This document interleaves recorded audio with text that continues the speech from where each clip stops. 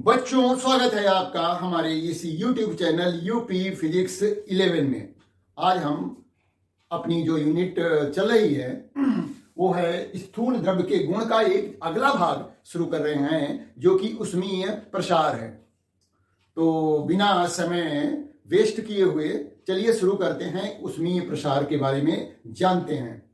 तो हमें इससे पहले छोटी क्लासों में ताप के बारे में पढ़ा है, उष्मा के बारे में भी पढ़ा है। तो जरा रिवाइज कर लेते हैं, ताप क्या होता है। ताप वह भौतिक राशि है जो किसी वस्तु के गर्म या ठंडे होने को प्रकट करती है। साथ में इससे हमें यह पता लगता है कि उस वस्तु के पदार्थ के अणुओं की औसत गतिज ऊर्जा क्या है। यानी ताप जो क्या प्रकट करता है, वस्तु के पदार्थ के अणुओं की औसत गतिज ऊर्जा को प्रदर्शित करता है। यदि हम ताप बढ़ाते हैं किसी वस्तु का तो उसके अणुओं की औसत गतिज ऊर्जा बढ़ जाती है। तो किसी वस्तु का ताप वह भौतिक राशि है जिससे यह पता लगता है कि वो वस्तु कितनी गर्म या ठंडी है। वस्तु का ताप उसके अणुओं या वस्तु का ताप जो है पदार्थ के अणुओं की औसत गतिज ऊर्जा को प्रकट करता है। यह हम पढ़ चुके हैं। दूसरा टर्म है वो है ऊष्मा, हीट। ये इससे क्या हमें पता लगता है, ये वैसे तो एक प्रकार की ऊर्जा है, ऊष्मा एक प्रकार की ऊर्जा है, हम लोगों ने पढ़ रखा है। जब दो वस्तु में जिनके की ताप अलग अलग हों उनको संपर्क में रखा जाए तो ऊष्मा का प्रवाह उच्च ताप वाली वस्तु से निम्न ताप वाली वस्तु की ओर होता है और तब तक होता रहता है जब तक कि उनका दोनों का ताप समान न हो जाए। जो ऊष्मा है वो वस्तु के पदार्थ के अणुओं की कुल ऊर्जा को प्रदर्शित करती है। कुल ऊर्जा का मतलब होता है कि अणुओं की जो स्थितिज ऊर्जा है, गतिज ऊर्जा है, सब मिलाकर के जो टोटल ऊर्जा है उसको प्रदर्शित करेगी। इसका मात्रक जो है, ऊर्जा का मात्रक जो है SI मात्रक जूल है, तो यहां भी ऊष्मा का भी मात्रक जूल ही होगा क्योंकि ये एक प्रकार की ऊर्जा है। इसके अलावा हम ऊष्मा को विशेष रूप से कैलोरी में भी प्रकट करते हैं, यानी कैलोरी भी ऊष्मा का एक मात्रक है। तो ताप और ऊष्मा में अंतर समझ गए होंगे। भाई ताप को हम मापते हैं थर्मामीटर से, विभिन्न प्रकार के थर्मामीटर हैं, उनसे हम इनको माप लेते हैं। Celsius thermometer, Fahrenheit thermometer, kelvin thermometer. तो ताप, वस्तु के ताप की माप हम थर्मामीटर से करते हैं और ऊर्जा की हम गणना कर सकते हैं और उसका मात्रक जो होगा वो जूल होगा क्योंकि ऊष्मा एक प्रकार की ऊर्जा है तो जूल हो सकता है। और कैलोरी, विशेषकर हम कैलोरी में भी ऊष्मा को मापते हैं। क्योंकि ये चैप्टर जो है उष्मीय प्रसार से है तो पहले हम बात करेंगे ठोसों का उष्मीय प्रसार। तो ठोसों को जब गर्म किया जाता है, जब ताप बढ़ाया जाता है तो वो बढ़ते हैं और यदि ताप घटा दिया जाए तो वो सिकुड़ते हैं। तो ठोसों में प्रसार जो है तीन प्रकार से हो सकता है, तीन तरह का हो सकता है। एक तो जो है, यदि मान लिया वस्तु में जो है लंबाई अधिक है, तार है, रॉड है ना, तो जब उसको गर्म करेंगे तो उसकी लंबाई में और जो है विमाओं की अपेक्षा लंबाई में ज्यादा वृद्धि होगी। तो यदि किसी वस्तु जो कि छड़ के रूप में है उसको गर्म करने पर लंबाई में वृद्धि होती है तो हम कहेंगे रैखिक प्रसार हो रहा है। अब यदि मान लिया कोई ठोस प्लेट के रूप में है, पटल के रूप में है और उसकी लंबाई है और चौड़ाई है, गर्म करेंगे तो लंबाई भी बढ़ेगी, चौड़ाई भी बढ़ेगी, अर्थात उसके क्षेत्रफल में वृद्धि हो जाएगी। तो इस प्रसार को हम क्षेत्रीय प्रसार कहेंगे। और तीसरे तरह का जो प्रसार हो सकता है, यदि ठोस वस्तु में लंबाई भी है, चौड़ाई भी है और ऊंचाई भी है, तो ऐसी ठोस वस्तुओं को जब गर्म करेंगे तो लंबाई भी बढ़ेगी, चौड़ाई भी बढ़ेगी, ऊंचाई भी बढ़ेगी, अर्थात उसके आयतन में वृद्धि होगी, आयतन प्रसार होगा। और हम जो है आयतन प्रसार की गणना करेंगे। तो जब यदि कोई वस्तु छड़ के रूप में है तो वहां पर हम गर्म करने पर उस वहां पर रेखीय प्रसार देखेंगे, क्योंकि उसकी चौड़ाई लंबाई की अपेक्षा नगण्य है। ठीक उसी तरह से यदि कोई वस्तु पटल के रूप में है जिसमें लंबाई है, चौड़ाई है, ऊंचाई नगण्य है, तो वहां पर हम क्षेत्रीय प्रसार निकालेंगे, यानी क्षेत्रफल में वृद्धि पता करेंगे। और यदि लंबाई, चौड़ाई, ऊंचाई तीनों हैं किसी वस्तु में, तो वहां पर हम देखेंगे कि गर्म करने पर उसकी लंबाई भी बढ़ रही है, चौड़ाई भी बढ़ रही है और ऊंचाई भी बढ़ रही है, अर्थात उसका के आयतन में प्रसार हो रहा है। तो इन प्रसारों को ध्यान में रखते हुए हम 3 प्रकार के प्रसार गुणांक निकालते हैं। तो सबसे पहला है रेखीय प्रसार गुणांक, यानी जब किसी छड़ को गर्म किया जाएगा तो उसकी लंबाई में वृद्धि हो जाएगी, और ये लंबाई में वृद्धि देखा जाए प्रयोगों द्वारा पता लगा कि ये जो लंबाई में, छड़ की लंबाई में जो वृद्धि हो रही होती है वो उसकी प्रारंभिक लंबाई के अनुक्रमानुपाती होती है। अर्थात यदि कोई 2 रॉड है, एक कम लंबी है, एक ज्यादा लंबी है, तो दोनों को समान ताप पर गर्म किया जाए, ताप में वृद्धि समान हो, तो क्या है कि जो अधिक लंबी वस्तु है, छड़ है, उसमें ज्यादा प्रसार होगा, और जो लंबाई में कम है उसको गर्म करने पर उसकी लंबाई में वृद्धि कम होगी। अर्थात जो है गर्म करने पर जो लंबाई में वृद्धि होगी वो छड़ की प्रारंभिक लंबाई के अनुक्रमानुपाती होगी, और जो लंबाई में वृद्धि हुई है ये ताप वृद्धि के भी अनुक्रमानुपाती होगी। तो इस आधार पर हम जो है उस छड़ का रेखीय प्रसार गुणांक निकालेंगे। तो यहां पर देखिए हमने ऊष्मा को भी लिख रखा है। यह एक प्रकार की ऊर्जा है जिसका स्थानांतरण 2 वस्तुओं के बीच तापांतर के कारण तब तक होता है जब तक कि दोनों वस्तुओं का ताप समान न हो जाए। ऊष्मा वस्तु के पदार्थ के अणुओं की कुल ऊर्जा को प्रकट करती है। इसका मात्रक जूल या कैलोरी है। ठोसों में प्रसार, ठोसों को गर्म करने पर वे फैलते हैं तथा ठंडे करने पर सिकुड़ते हैं। ठोसों में प्रसार 3 प्रकार से हो सकता है। लंबाई बढ़ने पर रेखीय प्रसार, क्षेत्रफल बढ़ने पर क्षेत्रीय प्रसार तथा आयतन बढ़ने पर आयतन प्रसार। इस प्रकार ठोसों में 3 प्रकार के प्रसार गुणांक होते हैं। तो सबसे पहले बात करेंगे हम रेखीय प्रसार गुणांक की। माना किसी छड़ की लंबाई L है, जब इसका ताप इसके ताप में डेल्टा T की वृद्धि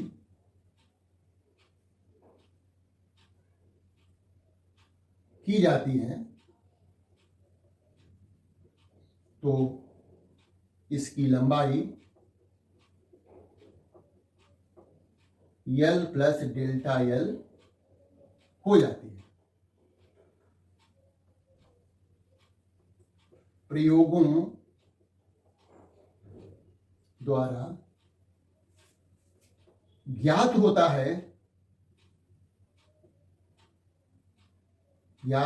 है कि छड़ की लंबाई में वृद्धि, डेल्टा एल जो है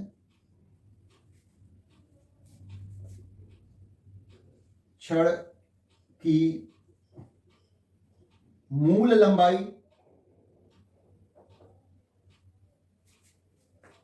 L तथा ताप में वृद्धि डेल्टा T के अनुक्रमानुपाती होती है।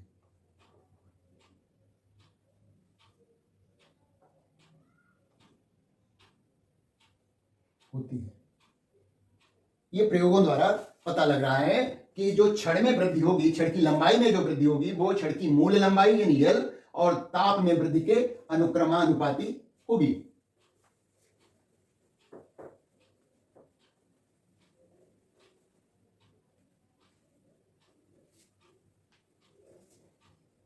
तो इस बात को हम लिख लेते हैं कि डेल्टा L जो है वो अनुक्रमानुपाती है प्रारंभिक लंबाई के और डेल्टा टी के।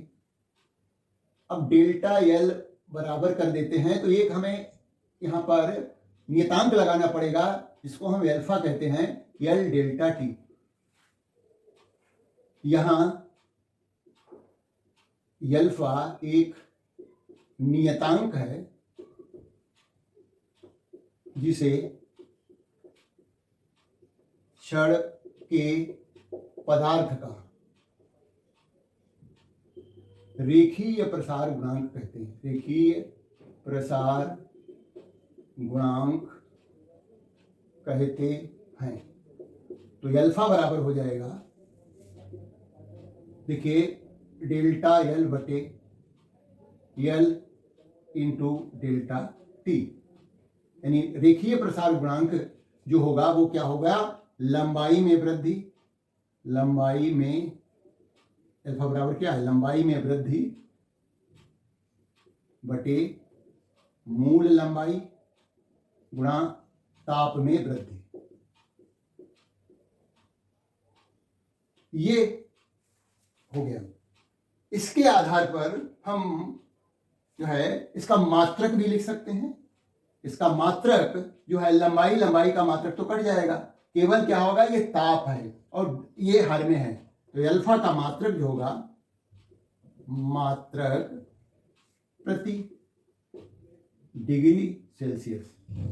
इसका हम परिभाषा भी लिख लेते हैं, रेखीय प्रसार गुणांक की परिभाषा लिख देते हैं यहां पर। कैसे,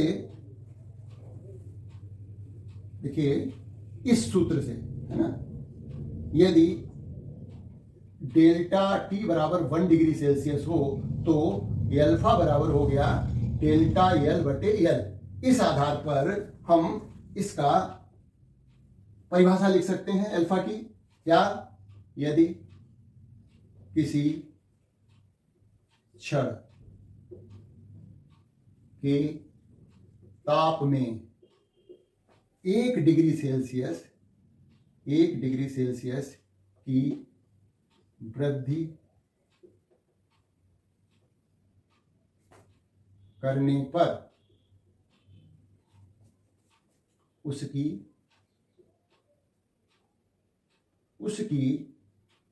उसकी लंबाई में हुई वृद्धि तथा क्षण की मूल लंबाई के अनुपात को क्षण के पदार्थ का रेखीय प्रसार गुणांक कहते हैं। इसको अपने शब्दों में दूसरे ढंग से भी लिख सकते हो। रेखीय प्रसार गुणांक की परिभाषा ये हो गई, यदि किसी क्षण के ताप में 1 डिग्री सेल्सियस की वृद्धि करने पर उसकी लंबाई में हुई वृद्धि तथा क्षण की मूल लंबाई के अनुपात को डेल्टा एल बटे एल, क्षण की मूल लंबाई के अनुपात को क्षण के पदार्थ का रेखीय प्रसार गुणांक कहेंगे। यानी हम क्या करें कि कोई क्षण है और उसके ताप में 1 डिग्री सेल्सियस की वृद्धि करें, तो वृद्धि जितनी हुई और क्षण की जो मूल लंबाई है उसका अनुपात ज्ञात कर लें, तो वही जो है उस क्षण के पदार्थ का रेखीय प्रसार गुणांक होगा। अब हम बात करेंगे क्षेत्रीय प्रसार की। क्षेत्रीय प्रसार गुणांक बहुत आसान है, परीक्षा में पूछा भी जाता है।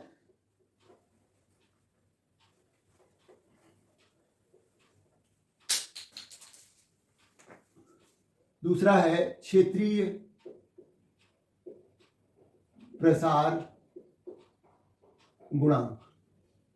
इसको हम बीटा से प्रदर्शित करते हैं जब किसी पटल को, इसको हम इंग्लिश में लैमिना कहते हैं, वो गर्म किया जाता है तो उसकी लंबाई तथा चौड़ाई दोनों में वृद्धि होती है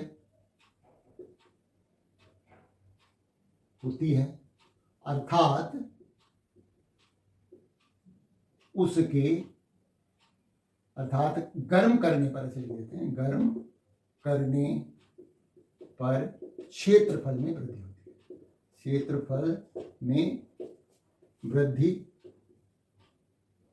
होती है।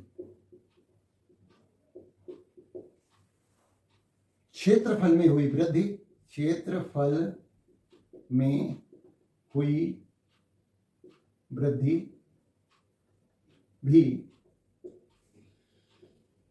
पटल के प्रारंभिक मूल क्षेत्रफल तथा ताप वृद्धि के अनुक्रमानुपाती होती है। बहुत आसान है, जैसा वहां लिखा था वैसे यहां भी लिख दिया है ना। यानी जो क्षेत्रफल में वृद्धि जो होगी, क्षेत्रफल में वृद्धि बराबर हो जाएगी, यानी डेल्टा ए बराबर समानुपाती, पहले लिखते हैं, समानुपाती हो जाएगा क्या, प्रारंभिक क्षेत्रफल गुणा ताप में अंतर, है ना, ताप वृद्धि। तो डेल्टा ए बराबर हो जाएगा बीटा ए डेल्टा टी। यहां पर डेल्टा टी क्या है, ताप वृद्धि है, ए उसका मूल क्षेत्रफल है, प्रारंभिक क्षेत्रफल है। तो बीटा बराबर हो जाएगा डेल्टा ए बटे ए गुणा डेल्टा टी। तो बीटा का भी मान आया हमारा, बीटा बराबर आया क्षेत्रफल में वृद्धि बटे मूल क्षेत्रफल गुणा ताप में वृद्धि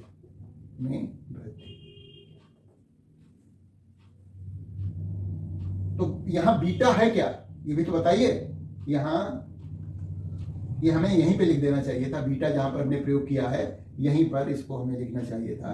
क्या, यहां बीटा एक नियतांक है जिसे पटल के पदार्थ का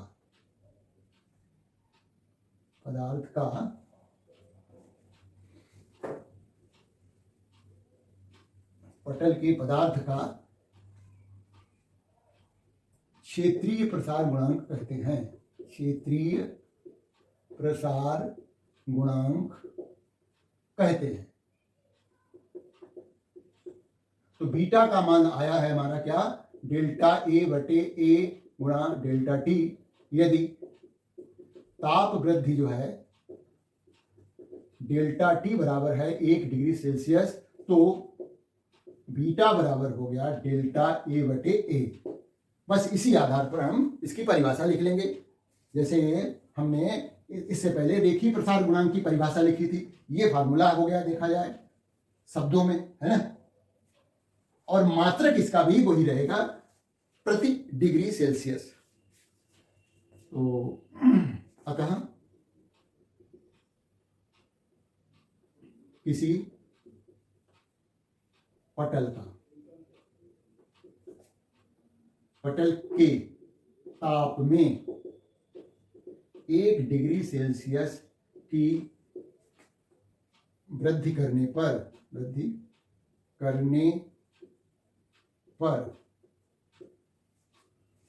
उसके क्षेत्रफल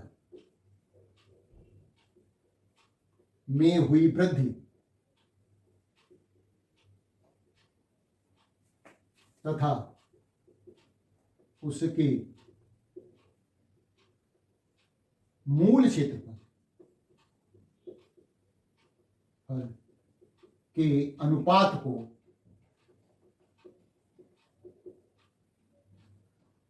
पटल के पदार्थ का क्षेत्रीय प्रसार गुणांक कहते हैं।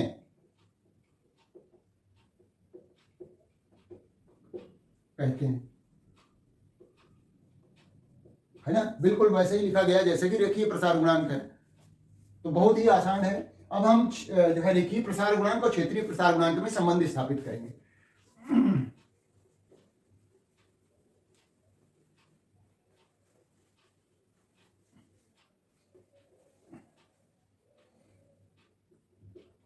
रेखीय प्रसार गुणांक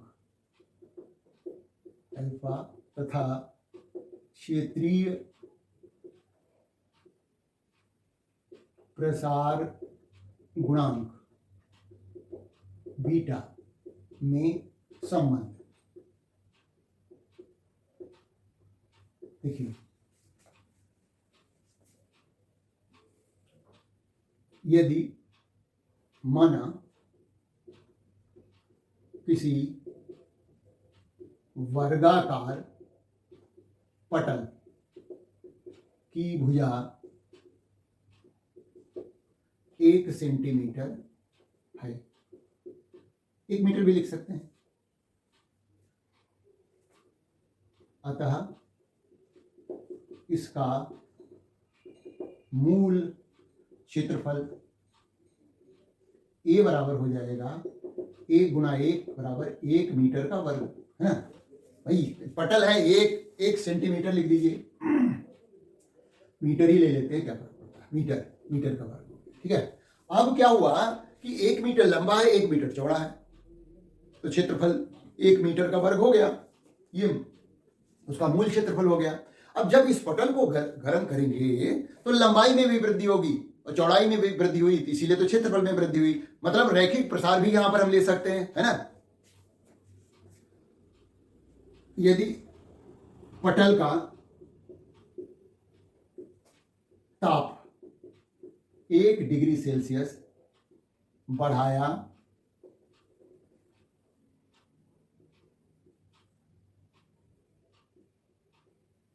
जाए तो उसकी भुजा में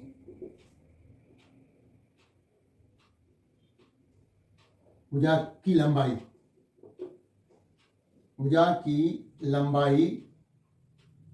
में वृद्धि कितनी हो जाएगी? भुजा की बात कर रहे हैं, अल्फा के बराबर होगी। कैसे?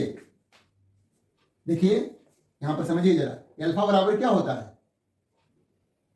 लंबाई में वृद्धि डेल्टा एल बटे प्रारंभिक लंबाई 1 थी और ताप में वृद्धि भी 1 ही है, तो अल्फा बराबर क्या हो गया? Delta L.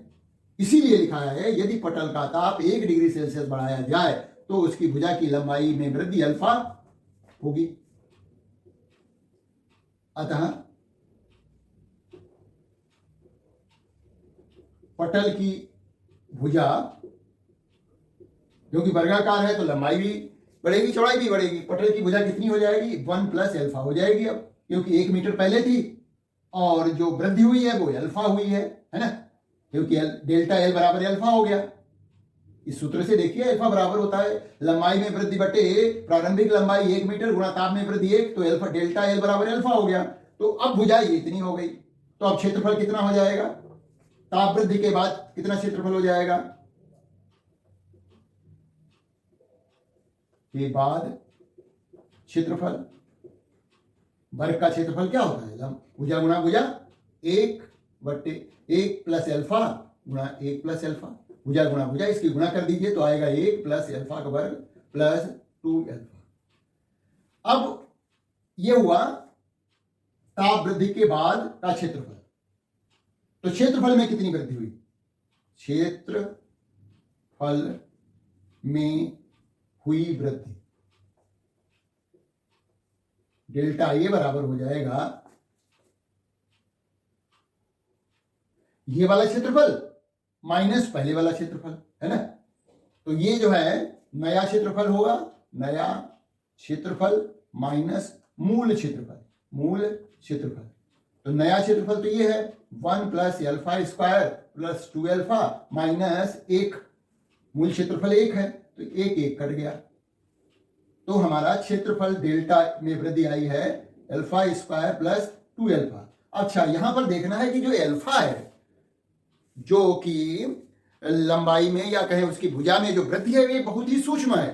तो जब अल्फा स्क्वायर करेंगे तो ये अल्फा स्क्वायर अल्फा का वर्ग करेंगे तो उसका मान और छोटा हो जाएगा। ये हमें मालूम है कि जैसे 0.1 गुणा 0.1 करें, 0.01 गुणा 0.01 तो गुणा करेंगे तो कितना हो जाएगा जी? 0.0001। मतलब संख्या गुणा करने के बाद और छोटी हो गई। यदि किसी छोटी संख्या की गुणा करें तो आपस में गुणा हुई यानी वर्ग हुआ, तो वो संख्या जो प्राप्त हो रही वो और छोटी प्राप्त हो रही है। तो इसको हम छोड़ने जा रहे हैं, है ना, इसको छोड़ देंगे, ये बात लिख भी देंगे। क्या? क्योंकि अल्फा का मान बहुत छोटा है, छोटा है, देते हैं छोटा है, अतः अल्फा स्क्वायर का मान अत्यंत छोटा होगा। अतः अल्फा स्क्वायर को छोड़ने पर डेल्टा ए बराबर हो गया 2 अल्फा। इसको छोड़ दिया 2 अल्फा हो गया।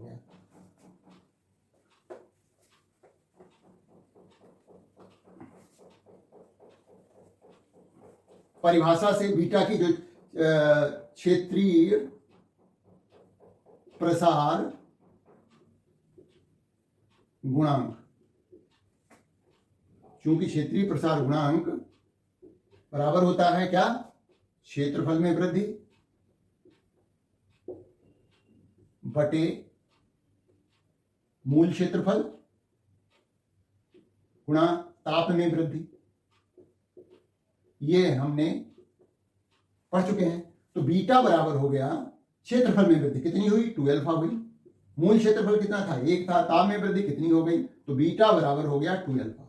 ये संबंध हो गया रेखीय प्रसार गुणांक और क्षेत्रीय प्रसार गुणांक में। तो क्षेत्रीय प्रसार गुणांक बीटा बराबर होता है 2 गुणा रेखीय प्रसार गुणांक। यहां लिख सकते हैं क्षेत्रीय प्रसार गुणांक बराबर 2 गुणा रेखीय प्रसार गुणांक। अब हम आयतन प्रसार गुणांक की बात करेंगे। इसी तरह से हम आयतन प्रसार गुणांक भी निकाल लेंगे और फिर हम रेखीय प्रसार गुणांक और आयतन प्रसार गुणांक में संबंध स्थापित करेंगे। तो अब आयतन प्रसार गुणांक, इसको हम गामा से प्रदर्शित करते हैं। यदि किसी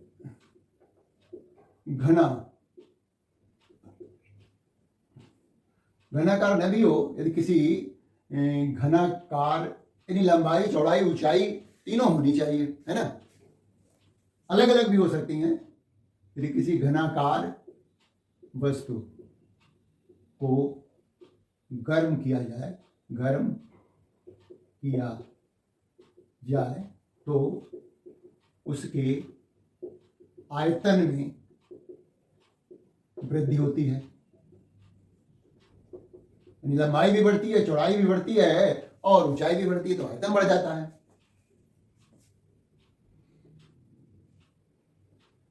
प्रयोगों द्वारा वही बात यहां पर भी लिखनी है। प्रयोगों द्वारा ज्ञात होता है कि आयतन में हुई वृद्धि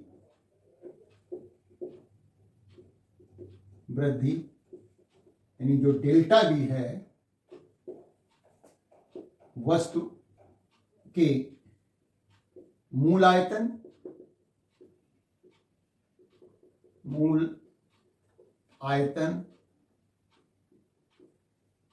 तथा ताप वृद्धि के अनुक्रमानुपाती होती है। सभी में ऐसे लिखना है, क्रमानुपाती होती है। यानी डेल्टा बी जो होता है वो अनुक्रमानुपाती है मूल आयतन के। ये मूल आयतन है और ये ताप वृद्धि है। यहां लिख सकते हैं कि V क्या है? मूल आयतन है वस्तु का और डेल्टा V है ताप वृद्धि। तो डेल्टा V बराबर हो गया गामा V डेल्टा T।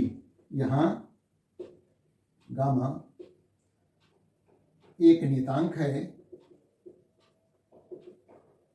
है जिसे आयतन प्रसार गुणांक कहते हैं। प्रसार गुणांक कहते हैं। और ये किसका है? उसी वस्तु के पदार्थ का है, जिसे यहां लिख दीजिए, चाहे वस्तु के पदार्थ का, वस्तु के पदार्थ का आयतन प्रसार गुणांक कहते हैं, है ना। तो गामा बराबर हो गया डेल्टा वी बटे वी इंटू डेल्टा टी। तो ये क्या हुआ? आयतन में वृद्धि, आयतन में वृद्धि बटे मूल आयतन गुणा ताप वृद्धि, ये हो गया गामा। अब यहां पर भी हम गामा को परिभाषित करेंगे उसी तरह से, डेल्टा टी को 1 ले लें, मात्र कि यहां इसका भी वही होगा प्रति डिग्री सेल्सियस, है ना। यदि डेल्टा टी बराबर हो गया 1 डिग्री, तो गामा बराबर हो जाएगा डेल्टा वी बटे वी। डेल्टा वी बटे वी के अनुपात को ही हम गामा कहेंगे। परिभाषा लिख दीजिए अपने शब्दों में, है ना। यदि किसी वस्तु या घनाकार वस्तु लिख दीजिए, वस्तु घनाकार का मतलब है जिसमें लंबाई चौड़ाई ऊंचाई हो, अलग अलग भी हो, कोई जरूरी नहीं है कि सारी भुजाएं बराबर हों। घनाकार वस्तु का ताप 1 डिग्री सेल्सियस बढ़ाया जाए तो वस्तु के आयतन में हुई वृद्धि तथा वस्तु के मूल आयतन के अनुपात को वस्तु के पदार्थ का आयतन प्रसार गुणांक कहते हैं। गुणांक कहते हैं, बहुत आसान है। तो इस तरह से रेखीय प्रसार गुणांक, आयतन प्रसार गुणांक और जो है क्षेत्रीय प्रसार गुणांक सभी को परिभाषित कर दिया। अब हम क्या करेंगे, यहां पर आयतन प्रसार गुणांक और रेखीय प्रसार गुणांक में संबंध और निकाल लेते हैं।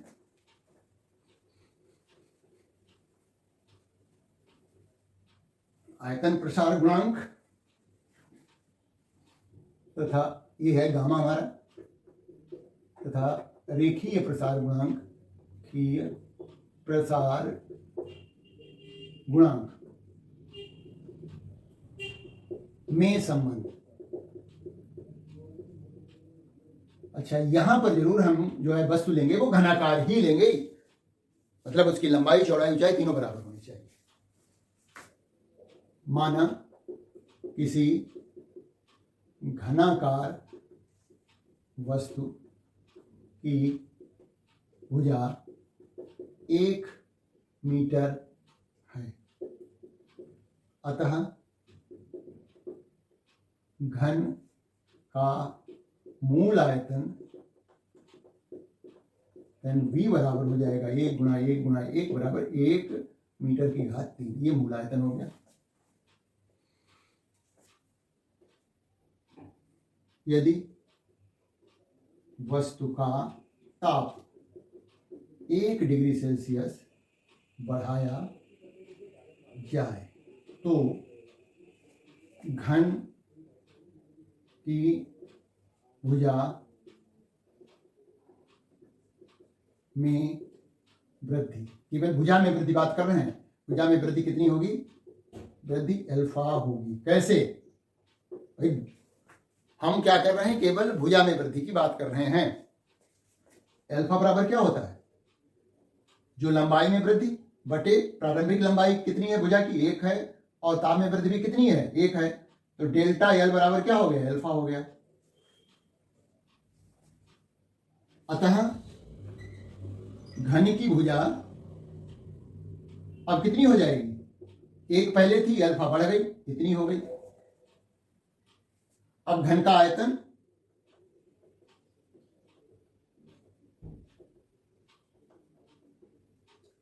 ताप वृद्धि के बाद उसका आयतन कितना हो जाएगा? भुजा गुणा भुजा गुणा भुजा, alpha 1 plus alpha 1 plus alpha 1 plus alpha, ये 3 बार गुणा कर दें, या कहें 1 प्लस अल्फा की घात 3 कर दें, तो इसकी गुणा कर दीजिए, है ना। तो इसका घात 3 निकालिए, 1 a cube plus b cube plus 3ab a plus b, है ना। तो यहां पर 3 अल्फा, देखिए ये कैसे निकालते हैं, मालूम होना चाहिए, ए प्लस बी का होल क्यूब बराबर होता है a cube plus b cube plus 3ab a plus b. अब यहां पर ये सूत्र हमें क्यूब निकालने का मालूम होना चाहिए। अब ए का एक ही जगह कितना है, 1 है, 1 का क्यूब 1 ही हो जाएगा, अल्फा का क्यूब हो जाएगा यहाँ पर प्लस 3 इंटू 1 गुणा अल्फा और 1 प्लस अल्फा। जब ब्रैकेट खोलेंगे तो 1 प्लस अल्फा क्यूब प्लस, देखिए इसको गुणा करेंगे 3 अल्फा, ब्रैकेट खुलेगा ना, 3 अल्फा तो बाहर है, 1 से गुणा हो 3 अल्फा प्लस इस 3 अल्फा को अल्फा से गुणा कर देंगे 3 अल्फा स्क्वायर। तो ये जो है 3 अल्फा प्लस 3 अल्फा स्क्वायर, ये हो गया घन का आयतन जो अब बना है आयतन, है ना।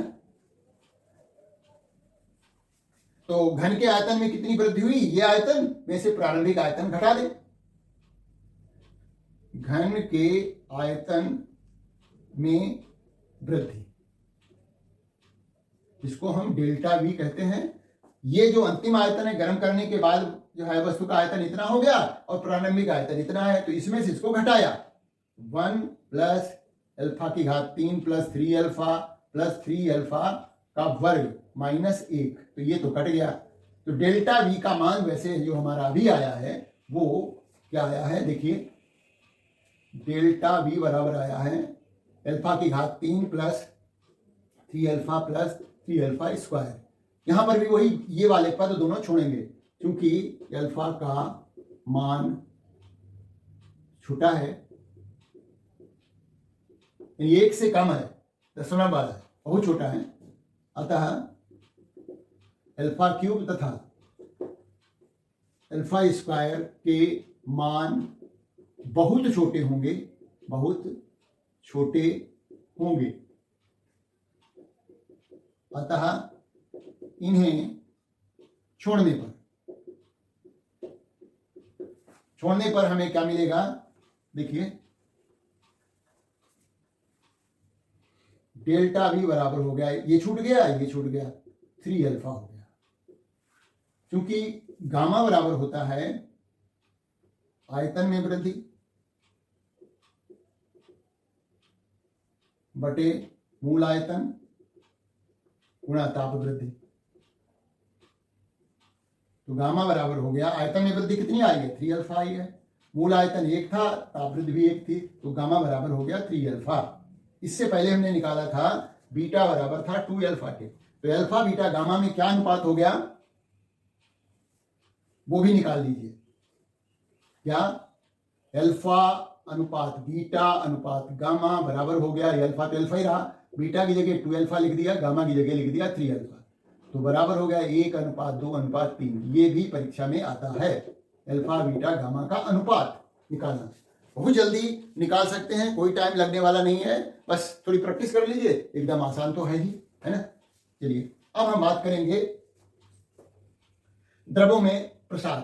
देखिए द्रव भी गर्म करने पर बढ़ते हैं, लेकिन द्रवों को हम किसी बर्तन में ही गर्म कर सकते हैं, है ना। जब बर्तन में गर्म करते हैं तो द्रवों, देखा गया द्रवों के आयतन में प्रसार होता है। तो आयतन में प्रसार जो हो रहा है द्रवों का, वो 2 तरह से देखा जा सकता है। एक तो जो है आभासी प्रसार होता है, दूसरा वास्तविक प्रसार होता है। तो ये आभासी प्रसार कब होता है, ये मैंने लिख रखा है, द्रवों को गर्म करने पर उसके आयतन में वृद्धि होती है, ये 2 प्रकार का होता है आभासी प्रसार। आभासी प्रसार, यदि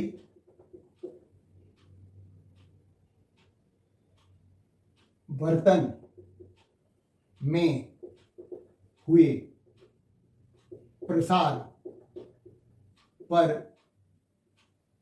ध्यान न दिया जाए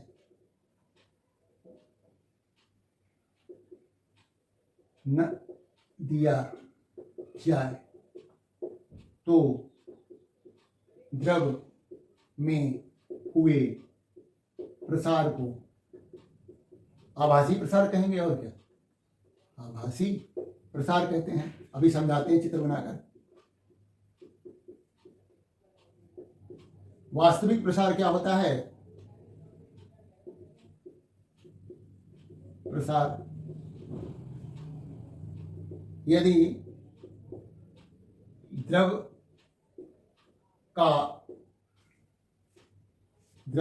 के प्रसार की गणना बर्तन में हुए प्रसार को ध्यान में रखकर की जाए तो उसे द्रव का वास्तविक प्रसार कहेंगे, है ना। प्रसार कहते हैं। जैसे मान लीजिए चित्र देखिए, ये मान लीजिए एक नदी लगी हुई है और ये नदी किसी बीकर में जिसमें द्रव भरा हुआ है, ये है, और ये द्रव भर दिया गया और द्रव में की का जो तल है वो इस नली में यहां तक है, ए है, यहां तक भरा हुआ है। गर्म किया गया तो जब गर्म करेंगे तो देखा जाए तो इस बर्तन का भी प्रसार होगा, जिससे क्या होगा कि द्रव थोड़ा पहले नीचे जाएगा। कहां पर आ जाएगा? द्रव जो है बी स्थिति में आ जाएगा और फिर और गर्म करेंगे तब जाकर के वो सी स्थिति में आएगा। तो यही बात हमें लिखनी है। तो देखिए अब द्रव में प्रसार हुआ। पहले क्या हुआ? द्रव जो है मान लिया हमने गर्म किया, ध्यान नहीं दिया, तो हमें जब अंत में देखेंगे तो हमें द्रव का तल कहां पर मिलेगा? सी पर मिलेगा, है ना। थोड़ी देर के बाद जब मान लिया ताप स्थिर हो गया, जितना इसका प्रसार होना था हो गया, तो हमें तो सी में द्रव का तल दिखाई देगा। तो हमें क्या लगेगा कि द्रव का तल ए से सी बढ़ गया है, मतलब ए सी जो होगा वो उसका आभासी प्रसार होगा। और लेकिन वास्तविक प्रसार तो हमें ध्यान रखना पड़ेगा कि गर्म करते समय ये बर्तन भी तो में भी तो प्रसार हुआ है, तो वास्तविक प्रसार जो है बी से सी तक हुआ है। तो ए सी जो है आभासी प्रसार है, बी सी वास्तविक प्रसार है ना। तो गर्म करते, इसको हम लिख नहीं रहे हैं। देखिए गर्म, जब इस द्रव को गर्म किया जाता है तो बर्तन के आकार में वृद्धि होने के कारण द्रव का तल पहले जो है नीचे गिरता है, बी तक आता है, फिर और ज्यादा गर्म जब किया जाता है तो फाइनली द्रव का तल मान लिया सी स्थिति में पहुंच जाता है। तो यहां पर द्रव का आभासी प्रसार जो है वो है एसी, वास्तविक प्रसार जो है प्रसार बीसी है। तो वास्तविक प्रसार बराबर क्या हो गया? तो वास्तविक प्रसार बराबर हो गया, वास्तविक प्रसार बराबर हो गया आभासी प्रसार प्लस बर्तन का प्रसार। मतलब जो हमारा वास्तविक प्रसार बीसी है, बीसी बराबर हो गया एसी प्लस एबी। ये है। अब हम बात करेंगे जो है जल का असंगत प्रसार। देखिए इसमें हमने बहुत कुछ लिख रखा है। असल में जो है जल का असंगत प्रसार का मतलब है कि जो सामान्यतया किसी भी द्रव को जब गर्म करते हैं जल के अलावा, तो वो क्या होते हैं, उसके आयतन में वृद्धि होती है। जैसे जैसे ताप बढ़ता जाता है आयतन में वृद्धि होती जाती है। लेकिन जल में इससे अलग एक गुण पाया जाता है कि किसी भी जल का ताप जब 0 डिग्री सेल्सियस से 4 डिग्री सेल्सियस के बीच बढ़ाया जाए तो ताप में वृद्धि नहीं होती, वो ताप में वृद्धि तो हो रही है लेकिन आयतन क्या है, घट रहा है। बढ़ना चाहिए लेकिन वो घट रहा है। तो 0 डिग्री से 4 डिग्री के बीच जब जल का ताप बढ़ाया जाता है तो आयतन बढ़ने की बजाय घटता है। अर्थात हम कह सकते हैं कि 4 डिग्री सेल्सियस के ताप पर जल का घनत्व जो है सबसे अधिक होगा, क्योंकि द्रवों में होता क्या है कि जब द्रवों को गर्म किया जाता है तो आयतन तो बढ़ता है लेकिन द्रव्यमान तो उनका उतना ही रहेगा। जब द्रव्यमान में कोई वृद्धि नहीं हो रही है, कोई कमी नहीं हो रही है, आयतन बढ़ रहा है, इसका मतलब घनत्व तो घट रहा होगा, क्योंकि घनत्व बराबर क्या होता है, द्रव्यमान बटे आयतन। आयतन बढ़ गया, द्रव्यमान उतना ही रहा, तो क्या हो गया, घनत्व जो है घट जाता है। यही बात लिखी हुई है ना। जब किसी द्रव को गर्म किया जाता है तो उसके आयतन में वृद्धि होती है परंतु उसका द्रव्यमान अपरिवर्तित रहता है, जिससे उसका घनत्व कम हो जाता है। ठीक है, यहां पर उल्टा है कि प्रायः सभी द्रवों को गर्म करने पर आयतन में वृद्धि होती है, जबकि यदि जल का ताप 0 डिग्री सेल्सियस से 4 डिग्री सेल्सियस बढ़ाया जाए तो उसके आयतन में कमी होती है। अतः 4 डिग्री सेल्सियस के बाद और तथा 4 डिग्री सेल्सियस के बाद मतलब 5 डिग्री 6 डिग्री 7 डिग्री जब बढ़ाया जाए तो फिर से बढ़ना प्रारंभ हो जाता है, तब आयतन बढ़ता है। 4 डिग्री सेल्सियस के बाद आयतन बढ़ना शुरू होता है। 0 से 4 तक आयतन घटता है, फिर 4 के डिग्री के बाद 5 डिग्री 6 डिग्री 7 डिग्री ऊपर और बढ़ाएंगे तब फिर आयतन बढ़ना शुरू होगा। तो 4 डिग्री सेल्सियस पर उसका आयतन कम होता होता जितना कम हो सकता था हो गया, अर्थात 4 डिग्री सेल्सियस पर उसका घनत्व तो सबसे अधिक होगा। अतः जल का घनत्व 4 डिग्री जो है ताप पर सबसे अधिक, जो कि 1000 किलोग्राम प्रति मीटर क्यूब होता है। तो ये अन्य द्रवों की से अलग है। फिर बाद में बताया गया, जब जल को 4 डिग्री सेल्सियस से नीचे ठंडा करते हैं तो आयतन बढ़ने के कारण इसका घनत्व घटता है ना। भाई 4 डिग्री सेल्सियस से आप ठंडा कर रहे हैं, उल्टा कर रहे हैं, तो क्या होगा, आयतन ठंडा करने से आयतन घटना चाहिए, लेकिन यहां पर क्या हो रहा है, आयतन बढ़ रहा है। 4 डिग्री सेल्सियस से नीचे टेम्परेचर लाने पर उसका आयतन जो है घटने की बजाय बढ़ रहा है ना। जिसके कारण जो है देखिए, जब जल को 4 डिग्री सेल्सियस से नीचे ठंडा करते हैं तो आयतन बढ़ने के कारण उसका घनत्व घटता है, यानी वो हल्का होता चला जाता है। तो इसी कारण जो है बर्फ जो होता है, बर्फ का घनत्व जल के घनत्व से कम होता है और इसीलिए बर्फ जो है जल पर तैरता है। तो आयतन बढ़ने के कारण इसका घनत्व घटता है। यही कारण है कि बर्फ जल पर तैरता है। बर्फ का घनत्व जल के घनत्व से कम होता है, इसीलिए जो है बर्फ तैरता है।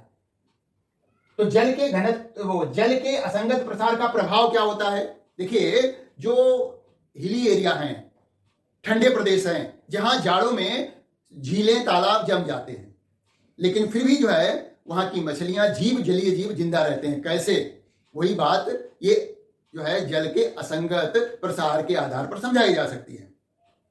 तो जैसे जैसे जैसे जैसे टेम्परेचर गिरता है, जब 4 डिग्री सेल्सियस से और नीचे चला जाता है तो क्या होता है कि भाई 4 डिग्री सेल्सियस पे घनत्व तो सबसे अधिक हो गया। अब क्या हुआ कि टेम्परेचर 3 डिग्री 2 डिग्री 1 डिग्री होने जा रहा है, तो अब जो है जल का आयतन घटने की बजाय बढ़ने लगा, तो ऊपरी हिस्से का पानी हल्का हो गया, क्योंकि आयतन बढ़ रहा है तो वो हल्का हो गया, वो नीचे तो जा नहीं सकता। और होते होते क्या होगा कि उसकी ऊपरी सतह जम जाएगी और जो बर्फ है वो उष्मा का कुचालक है। ऊपरी सतह तो जम गई, लेकिन नीचे वाली सतह जिसका टेम्परेचर जो कि पृथ्वी के तल में है उसका टेम्परेचर कितना है, 4 डिग्री सेल्सियस है। ऊपरी सतह जम चुकी है और ये बर्फ जो है उष्मा का कुचालक है। तो 4 डिग्री सेल्सियस जो पानी है उसकी उष्मा बाहर नहीं निकल पाएगी, जिससे कि वो और ज्यादा ठंडा नहीं होगा। अर्थात जो तालाबों की तलहटी का जो जल है वो 4 डिग्री सेल्सियस पर द्रव के रूप में रहेगा, तो मछलियां आदि जो हैं वो उसी तलहटी में बनी रहेंगी, जबकि ऊपर की चादर जम गई होगी। मतलब जल का जमाव ऊपर से नीचे की तरफ हो रहा है। ऊपरी सतह सबसे पहले जमेगी, तो वो सबसे हल्की होगी, तो ऊपर ही रह जाएगी, नीचे नहीं जा सकती।